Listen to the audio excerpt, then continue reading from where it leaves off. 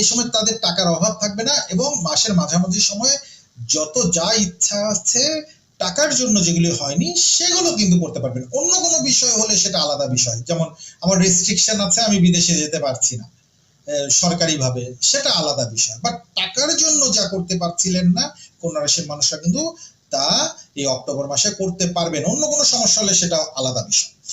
তো বন্ধুরা 2025 সালের অক্টোবর মাসে গ্রহদের পজিশন বিশ্লেষণ করে দেখা যাচ্ছে যে তুলা রাশির মানুষরা এই যে মাসের যে মাঝখানের 10টি দিন 11 তারিখ থেকে 20 তারিখ এই সময়ে যে কোনো ধরনের খরচের জন্য বাজেট তৈরি করতে পারবেন, সেটা যে কোনো ধরনের খরচ হোক না কেন সেটার কিন্তু বাজেট জোগাড় হয়ে যাবে, টাকা থাকবে, টাকার কোনো অসুবিধা হবে না। তবে মনে রাখবেন রাহুর নবম দৃষ্টি তুলা রাশির উপরে পড়ে আছে, রাহু বসে আছে কিন্তু কুম্ভ রাশিতে, সেখান থেকে তার নবম দৃষ্টি তুলা রাশির উপর দিয়ে রেখেছে, যার জন্য যারা জুয়া খেলবেন, যারা ষড়যন্ত্র করবেন, যারা